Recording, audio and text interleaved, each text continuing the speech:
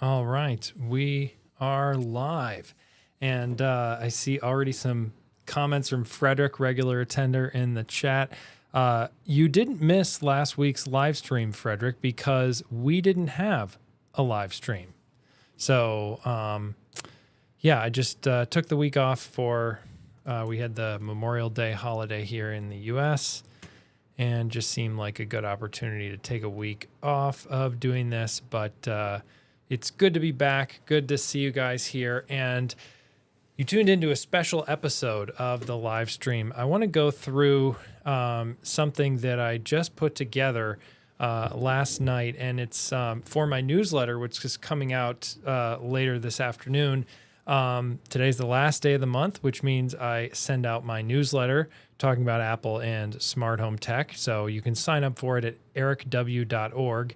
And if you're watching this live, you get a sneak peek of what's coming in the email later today, and we're going to go through that in the live stream. And that's basically just around the fact that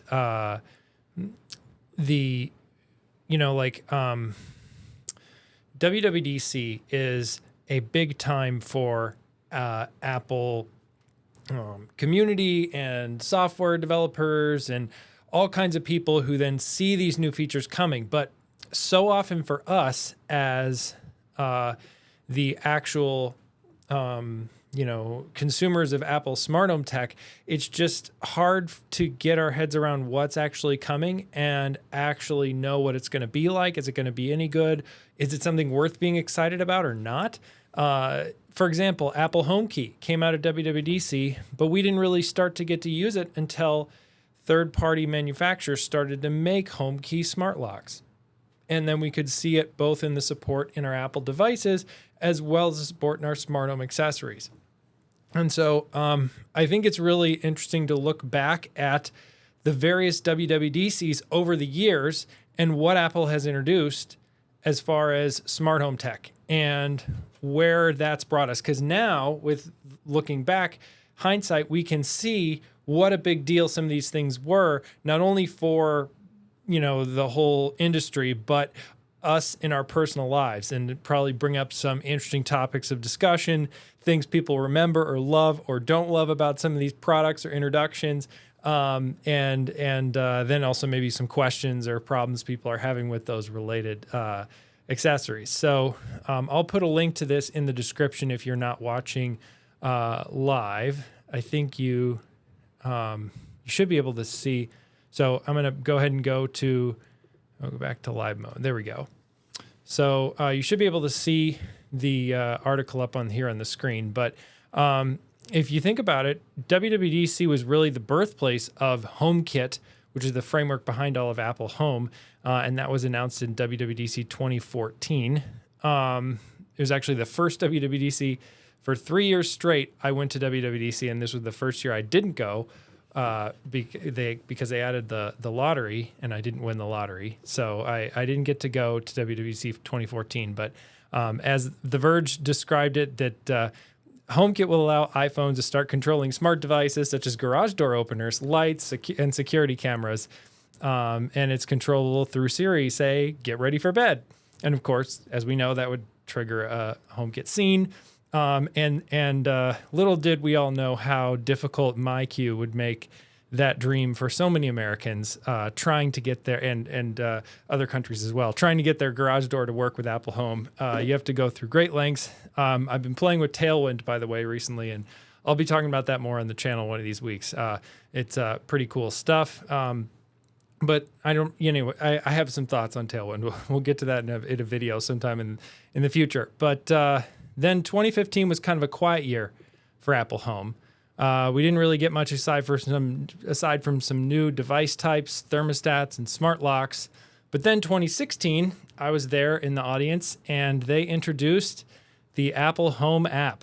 So it's hard to believe, if you've been more recent to Apple Home stuff, that the Apple Home app wasn't always around. It was just the HomeKit developer framework, as well as some other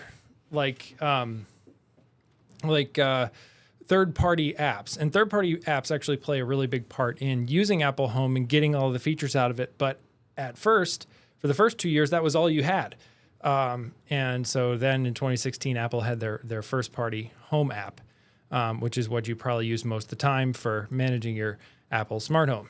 Then in 2017, we got the announcement of the HomePod, which is just like a similar Apple product that was announced last year at WWDC.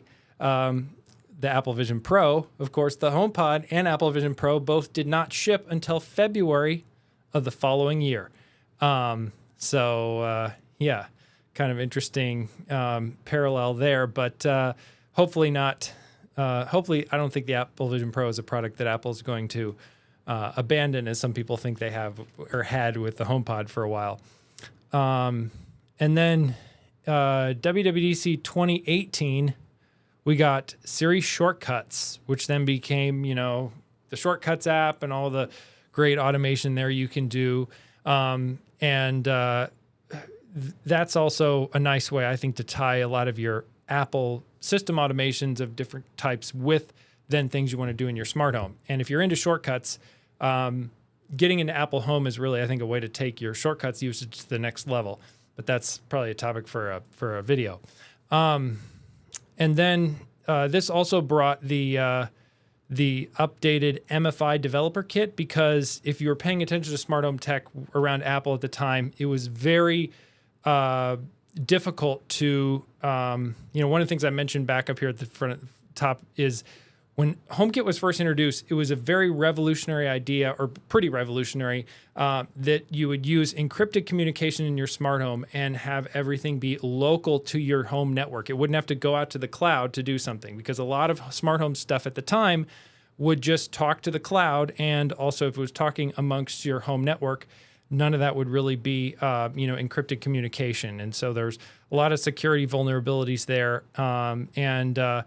Because of all that, it was hard to make accessories, from my understanding. I've never been in that space, so I don't know, but it sounded like it. And so Apple released a new MFI developer kit in 2018, which just made that easier. And if you look at kind of, since 2018, there's been a lot more Apple Home accessories coming out.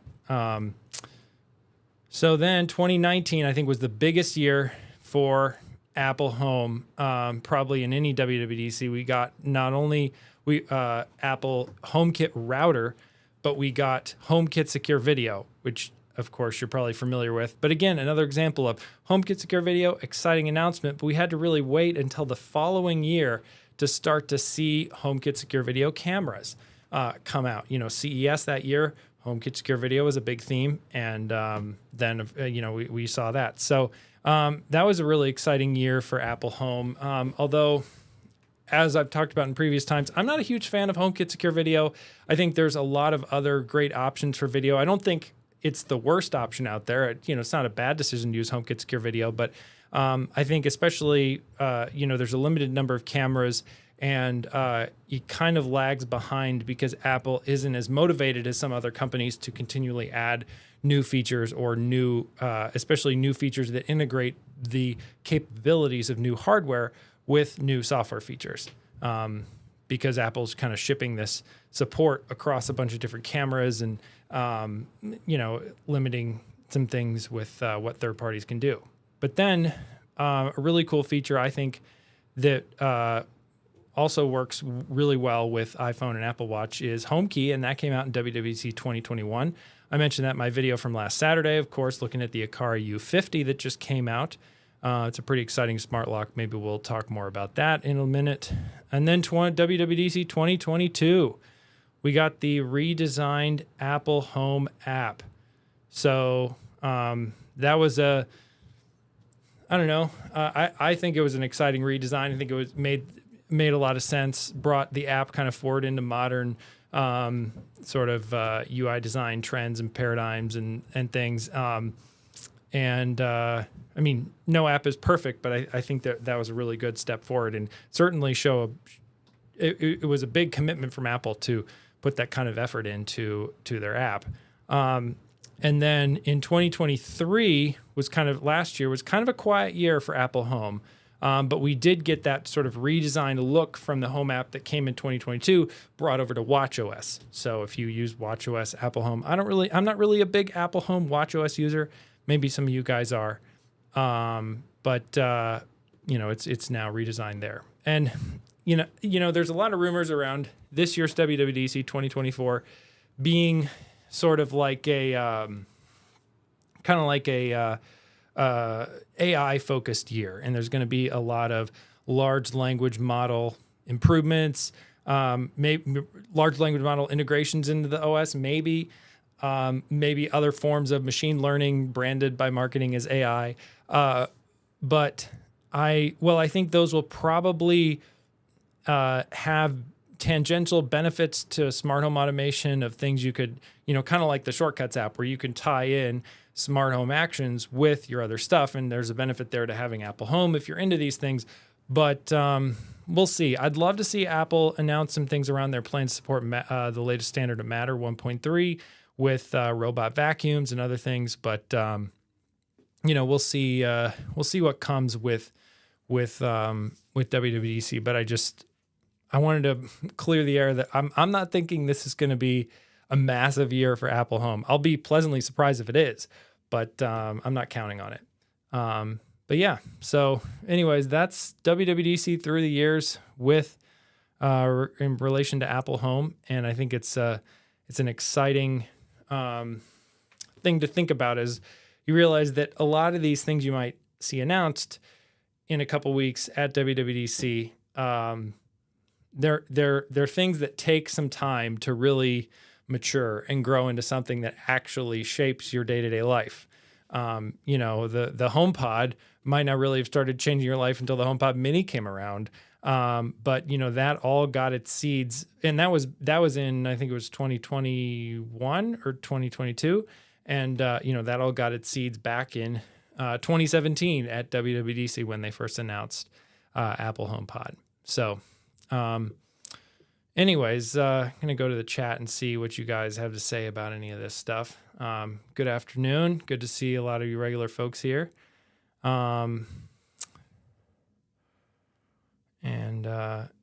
Edgar's Home Tech. Hello, everyone. So hope to have more sensors integration and power monitoring, and that's why I'm using Home Assistant with HomeKit. I don't know about the sensor integration, but I agree the power monitoring, it was kind of interesting. One of the things I almost included here, but it wasn't technically, actually, maybe I put it down here. So last year, Apple added the, home security events logging. So if you have a door sensor exposed to Apple Home, it'll log that in activity history, as well as this whole concept of grid forecast, which is kind of puzzling that it landed in the Home app. And that's this idea that you can see, depending on where you live, if it's supported with, the data sources Apple has, you can see when energy will be clean or not in your particular area. And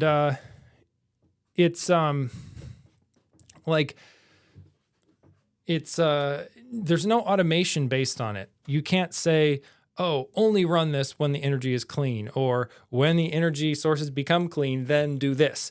And I'm not super into, I think it's a good idea, but I haven't spent a lot of time myself, trying to be more on using clean energy. Of course, depending on where you live, that might also cost you less money. So there's that side of it too. Certainly, help the environment, but also saving money. It's all good. But I think also I agree with you that power monitoring is going to be really helpful. As energy costs go up, people want to be using less energy for any number of reasons. I think it's really nice to be able to monitor power usage and know, there's a lot of things that can surprise you how much energy they use, like a smart TV. And so just having power monitoring in Apple Home would be really nice. And we'll see. I don't know if those kind of features in this year would necessarily make the keynote, but might be something that we find digging through release notes and, and the betas to find out what's going on.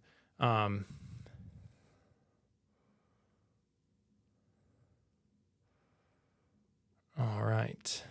So yeah, and actually, speaking of, I have a video coming out this weekend that has something where I used Home Assistant. It's not all about Home Assistant, but I did use Home Assistant and talk a little bit about it in this video. So, as I've mentioned in previous live streams, I've had Home Assistant Green working for a while, but just it's such a big topic and there's so many different things to say on it or not say about it that I just like, I haven't really talked much about it on the channel. But so some of that will change this weekend with the video I have coming out because I think it's a really cool platform. Yes, that review actually makes me more optimistic about HomeKit support in WWDC. Yeah, Garance. It's a part of all of Apple's platforms. And so I think it's the time when we would see those kind of updates. It doesn't mean that it's going to change our lives right away, because that's the other thing I mentioned in there is that even if you are able to, like if you're a developer or whatever, interested or brave enough basically to install the betas and live with the bugs over the summer, which I don't recommend unless you really have a reason to. But with that, there's a lot of features you can get right away with the updates, but a lot of the smart home features don't really come until the fall, when you can update all your HomePods and your Apple TVs and all those other devices in your home to the new OS, because then your home hubs run on the new software from Apple, and that opens up new possibilities. And some of the stuff like the accessory support, they might not even roll it out for a few iOS versions just because they don't have accessory manufacturers supporting it either. So, if there's no home key locks, maybe don't put home key in the release. Of course, that's all said and done. I can't remember how that actually rolled out, but I'm sure there'll be something like that in the future. And I also wonder too, speaking of WWDC, every single year they've traditionally done this thing where it's like, and we have iOS, and then we have iPad OS, and then we have the different OSs, tvOS. And sometimes the tvOS section is what also gets the smart home stuff lumped in. They've used the word home OS, I think, a handful of times, but I don't know if it's really officially a OS at Apple like others, like the Watch OS update, right? And they'll talk about some of these things and say like, we're talking about this in the iOS update, but now it's available in every single one of our platforms, right? Like we did add this new feature to Apple Mail, and here it is, on the Mac, but it's also on iPad and iPhone. And I kind of wonder if they're not going to like change the structure of their videos at some point, because they're such a multi-platform company where it's like, and we have this big new feature, and it's on these devices, and we have this big new feature, and not have as much of like and here's this team's time in the sun, and here's this team's update. I don't know. I mean, I could see them going both ways, but I find it interesting that's like that's kind of how the company's moving, and we'll see if they actually change the keynote structure at some point. HomeKit integration with network attached storage would be really, really cool. They already have it with the Files app on iPad, and of course Mac, has network attached storage. I was just using connection to my Synology to pull screenshots of all these WWDC keynotes, because I have a whole clips library of old B-roll that I've shot, as well as, of course, on this article, like all these are just, screenshots taken from local copies I have of all the various Apple events and keynotes and stuff over the years. So if you're a creator around the Apple space, can't recommend enough, but having a local network attached storage like that is really nice. And yeah, seeing something like HomeKit support RTSP would be nice for, local video recording. We'll see. See what comes, but that would certainly be nice to have. Oh yeah. Seeing a graph would be really nice for temperature and humidity.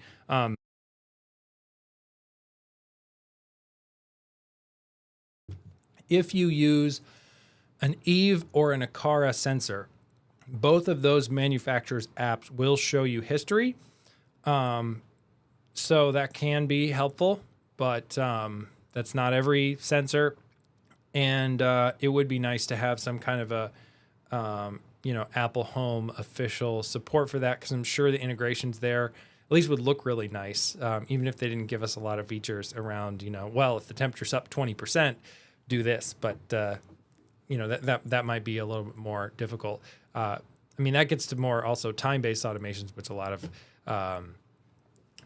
of Apple Home stuff doesn't have, like if no motion detected for 10 minutes, then do this, then turn out the lights, right? Because if no one's in the room for 10 minutes, maybe it's not a problem to turn out the lights or something like that. So we don't really have anything like that directly in Apple Home. You have to go out to other platforms for that stuff.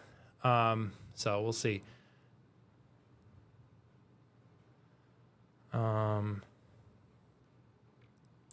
There's something you guys are talking about the HomeKit Insider podcast.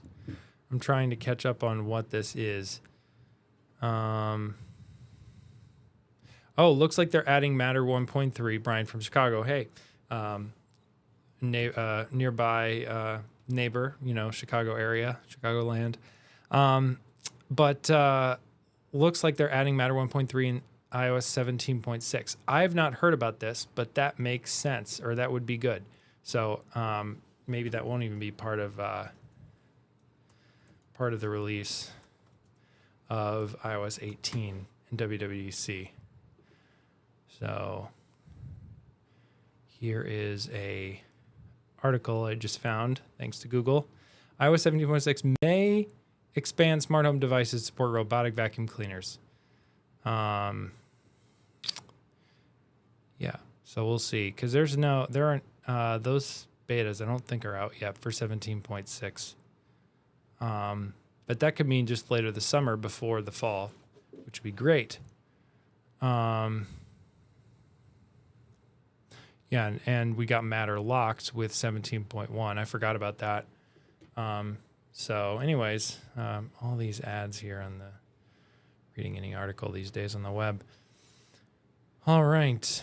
But yeah, that's a good point. I didn't know that. Thank you guys for filling me in on hopefully Matter 1.3. We won't even have to wait till the fall, but I wouldn't be surprised if we have to wait.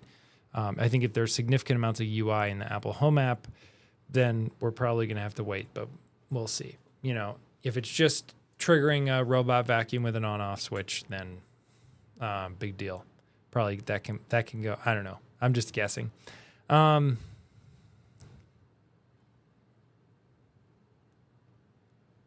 Sam, speaking of, nice to see you, Sam.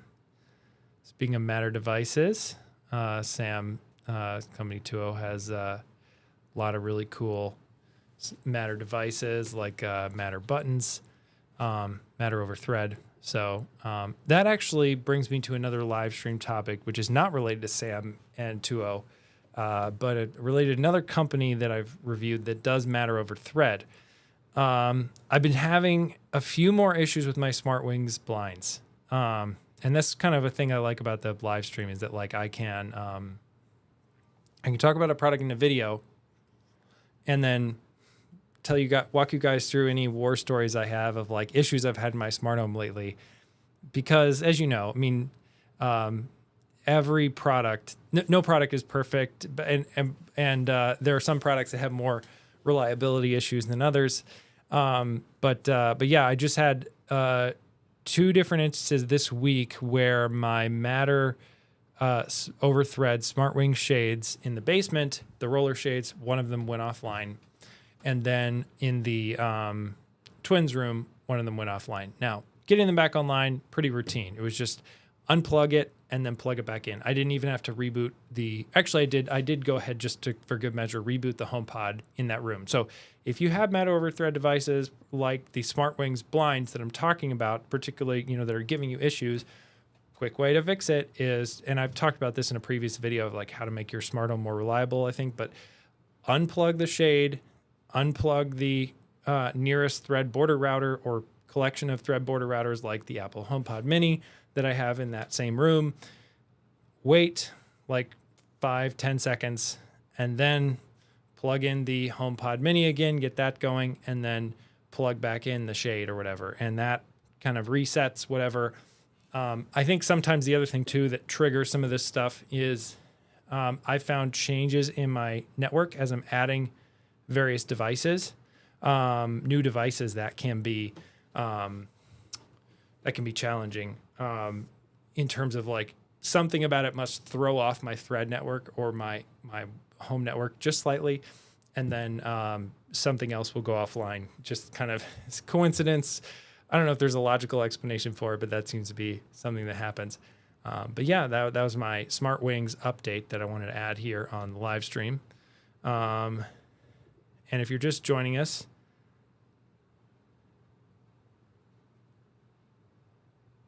yes, I've seen this with Matter 1.2, greatly improved reliability. Good to hear. So hopefully, yeah, if I need to double check. I don't remember if the SmartWing shades are on Matter 1.2 or not. I don't think they are. But that's a good point. Sam, thanks for adding that update. And SwitchBot exposed their vacuum over. Yeah, it's a good point. On and off switch, and it is better than nothing. I completely agree. Having an on-off switch for a vacuum in Apple Home is very nice, and it was cool to see SwitchBot do that. It's on my list of things I'd like to get my hands on, like to check out that SwitchBot robot vacuum. I have not yet, but maybe you'll see a video from me on that later this summer. I think it's especially an interesting vacuum for cleaning smaller spaces because it is so much smaller of a footprint than other vacuums. That's what makes it interesting to me, because I like to have a vacuum here in my office. I mean, I'm a little spoiled in that I get a lot of these products for free from companies, so I don't know if I would have this set up if I had to actually. I mean, but you can get a lot of robot vacuums for much lower prices these days. So maybe I would actually do this, but I like to have a robot vacuum dedicated to this room, my office, and it just cleans it every night.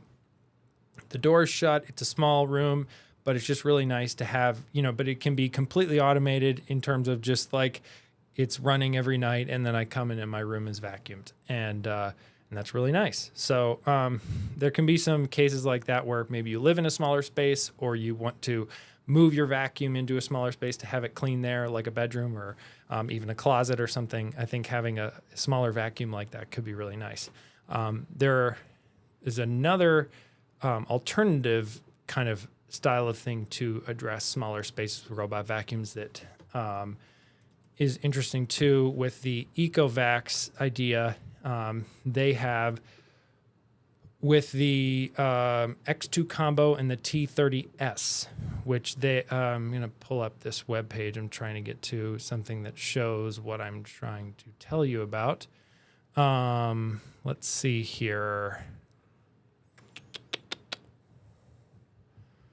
Well, just the homepage actually has a really good picture of it, so I'll just do that. But this is like they have the vacuum here that's a handheld vacuum connected to the robot vacuum base. And so if you're trying to clean a smaller area that the robot can't get to for whatever reason, or you just need a quick vacuum, you can have it right there, right where you keep your robot vacuum. So, and it's then always charged and can always empty into the bin if you want it to and stuff. So I'll be talking more about that in a video coming soon on my channel.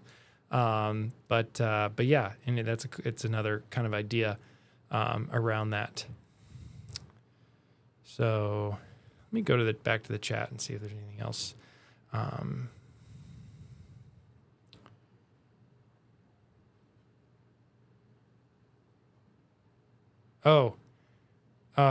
Yes, questions around the time.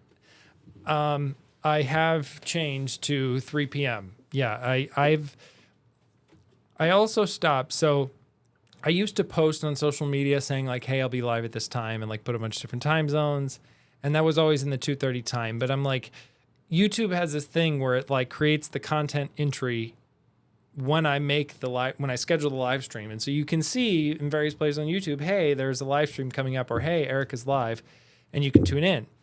And so I was kind of like, well, what's the point in going over to social media and making these posts? But I probably should, just for clarity for people to see, and maybe it'll bring in some, people who didn't know about it. But 3 3 p.m. Central Time seems to be, which is my local time zone, seems to be working better for me for doing a live stream in the afternoons on Fridays instead of 2:30. I know it then pushes it a little bit later for folks in Europe.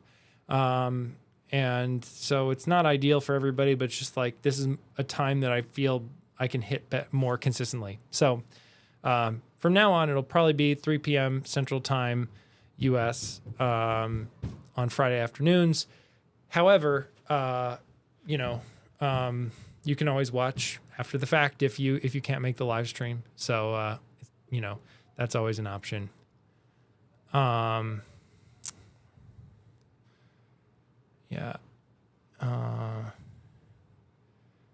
Yes.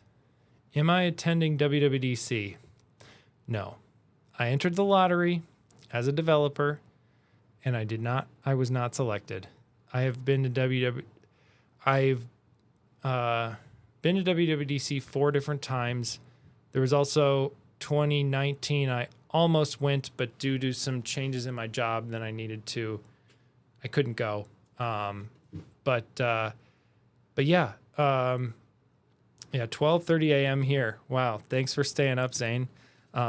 Getting pretty late, but yeah. So anyways, I didn't get invited to WWDC either as a developer or as press. So, I will be watching from afar with the rest of you guys.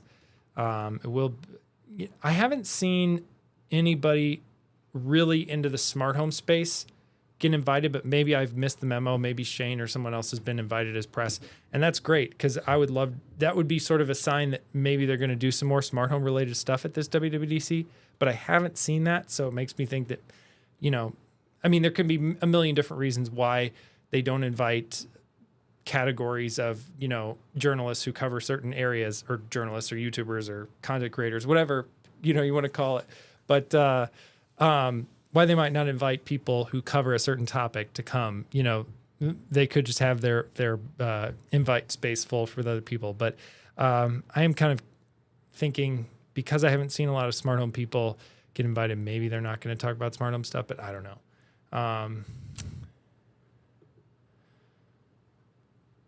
Any rumors of a doorbell camera that will have local storage, no subscription required, portrait mode, and works with Apple Home? Man, you don't come with a list of requirements, Craig. That would be amazing. Portrait mode, I assume you're talking about not like the iPhone portrait mode, but portrait video, like vertical video, because then you can easily see the full person at the door. I have not heard any inside information about any of this. And if I did, I, probably couldn't say, but, I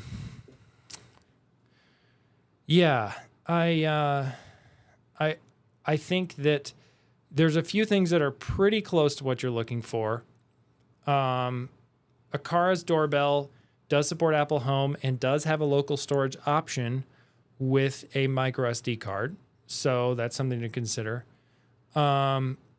You could potentially, so let's see, the Logitech and Belkin ones are really dedicated just to Apple Home. So it's not like you could send those off to some other recording service like RTSP or a NAS, I don't think. You could look at something that is visible with a live view in Apple Home, but does not otherwise support Apple Home.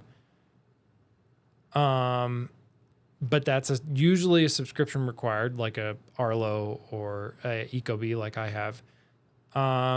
You could look at something like a Eufy doorbell, which doesn't support Apple Home, but then doesn't have a subscription and has local recording. Eufy tends to be my go-to thing to mention there. The Ubiquity doorbells would be another one if you want to get into the Ubiquity system. It's a little bit more of a commitment, sort of upfront, both money and time and things to set up. But Ubiquity has some cool doorbells, and you can use scripted or other sort of open source tools and boxes sitting on your network to sort of pull that video into Apple Home. So that's always possible. And speaking of sort of boxes that would do that, the Starling Home Hub plus a Nest would be subscription service, and so off the table there. Yeah, I would love to see Aqara make a new version of their doorbell that does portrait video.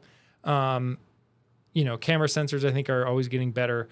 We'll see. I have no inside information on that, but I hope if Aqara is listening to this, please make a new version of your updated version of your doorbell with portrait video. That'd be really cool. Love to see that. Because the first one was really great, but I just think, you can always make a better one in next generation. And maybe CES 2025 we'll see a new doorbell. We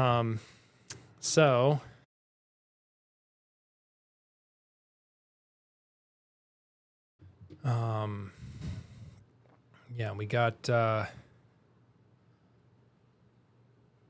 Nikias was invited. Yes, that's good to hear. Makes sense.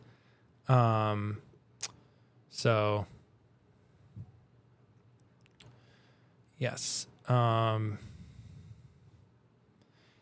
So I think the reason for portrait video in a doorbell, I don't think it's a thing universally that people prefer, but, because I think a lot of people do like the Aqara doorbell with the landscape 16:9 view where you see more this way. But if someone's standing at your door, depending on where your doorbell is relative to your front door and where people tend to stand there, so some differences there between homes and things, it can be difficult to see the entire person with a landscape doorbell. And so having a more portrait orientation, like for example, if you're in the HomeKit Secure Video doorbell space, Logitech and Belkin, especially Logitech, have like very vertical format video for their doorbells for this reason.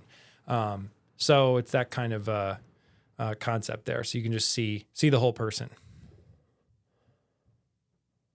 Yep. And also it's a good point. Packages delivered. And a lot of doorbells have been adding like an additional camera that's sort of meant for seeing packages, like Ubiquiti. And I think that's really cool. Eufy's done that as well. I think there's a couple other manufacturers that have done that I'm forgetting, but I know Eufy and Ubiquiti are two that have done. And Eufy, if you're not familiar, EUFY, they're basically Anker's video surveillance company. And the other thing to keep in mind too with doorbells, I know a lot of people like the idea of a smart doorbell because it sort of puts a lot of things in one. But keep in mind, you might also be well served with a camera near your door, just pointing at the front door. You lose some of the automated features in Apple Home where, someone pressed the button on the doorbell, which triggers a notification and things like that. So there are definitely benefits to a smart doorbell, but maybe you don't have enough power to, in your doorbell, in the circuit running power to your doorbell. Maybe there's in your transformer that powers that. Maybe there's not enough power to run a smart doorbell or the smart doorbell you want to run. And so then you can look at an outdoor camera. Now, of course, back to the HomeKit space, there aren't a lot of options there. And there certainly aren't a lot of options that support local recording. Eve's outdoor cam is one that could work with Apple Home and HomeKit Secure Video, but that's not going to give you sort of the flexibility of local recording. That's going to be sending it to iCloud. But there are plenty of cameras, outdoor cameras that'll record to things like a network attached storage device and things. And, I've been playing with one that's coming out in a few weeks that's sort of along those lines. And you could put something, and the other thing to think about too with that is if you can't connect that to power, there are a lot of solar panel options out there for a lot of outdoor smart cameras. So you can then power it with a solar panel, and that generally keeps it charged depending on the setup and where you're getting, how much sun you're getting in that particular area. And the solar panels often have a very long cable with them. So you could just put the solar panel a little bit further away from the camera than you might otherwise think to get the sunlight it needs. Just think outside the box if you're thinking, I want to know if there are packages or people at my front door. Potentially, if you can't find the doorbell that really fits your space and the features you want, maybe an outdoor camera is something to consider. And then, if you do get a doorbell down the road, you can then just like turn that outdoor camera looking another direction. And then you have more outdoor camera coverage, while getting something that works for an outdoor camera right away. So just some things to consider as you're thinking about maybe, you know, what outdoor cameras. And I do have something along those lines coming on the channel sometime soon. So,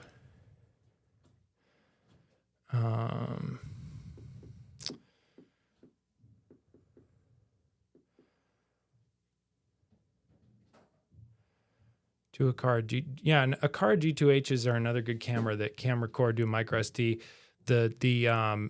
Although those are indoor cameras, same as the TP-Link cameras that I've looked at, but the C120, I think it is, from TP-Link, that records micro SD. You know, there are a lot of great indoor cameras, and you can use those as well, pointed outside through a window. And plenty of people who do that, and that works out great too. So keep that in mind as you're looking at cameras too. But, you know, yeah, I mean, I know you're putting the G2H Pros outside, but technically not supported. I think I've heard of a handful of other people, though, who have done similar things where it's like, depending on where you're putting it outside and how much covering you have on it, maybe it would work. Because there are a lot of great indoor cameras that might check a lot of your boxes otherwise. You have... Yeah, so the Eufy 2Cs, Eufy Cam has, you know, Eufy has their Eufy Cam 2 and Eufy Cam 2 Pro and Eufy Cam 2C, and all of those support HomeKit Secure Video. But if I was buying new today, I wouldn't necessarily go out and get those, just because I think they're outdated sensors, they're outdated technology, and that whole link between those cameras and Apple Home, I don't know how actively it's going to be maintained over time from Eufy. I wouldn't be surprised if at some point that gets dropped, or like if there's a bug there, they're not going to rush to fix it. And so, yeah, I think it's, you know, if you have it, great, and it's working great for you, great. You know, I don't think it's like a bad camera to have. I reviewed them ages ago on this channel. But yeah, I wouldn't go out there and get a Eufy Cam 2 or 2 Pro or anything like that at this point. I think, you know, Eufy has a lot of cool cameras and has done a lot with their own systems. But I would look at like Eufy or something as like, I'm going to buy into their system, not, oh, I'm going to buy this old Eufy camera that actually works with Apple Home and use it there. Don't count on that. And, you know, scripted this is like, where is the perennial person? And, you know, it's a handful of you guys in the chat will mention like, well, what about scripted? Have you tried scripted? Or, you know, various other tools to get those video streams into HomeKit. And so you can do stuff like that too if you're more technically minded, I guess you could say.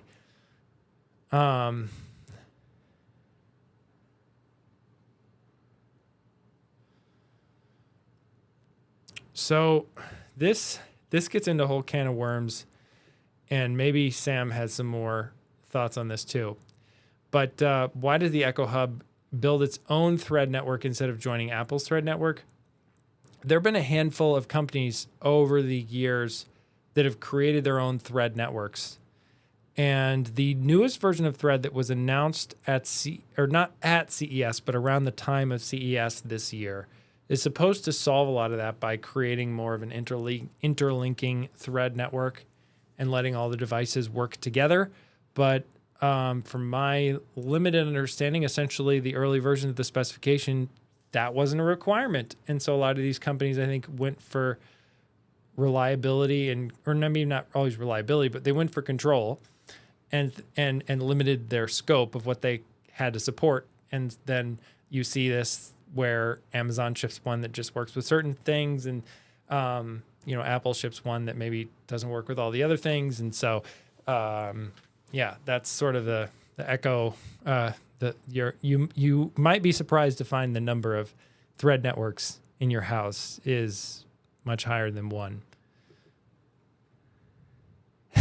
Yes, thank you, Garrett. We got to have that in the live stream.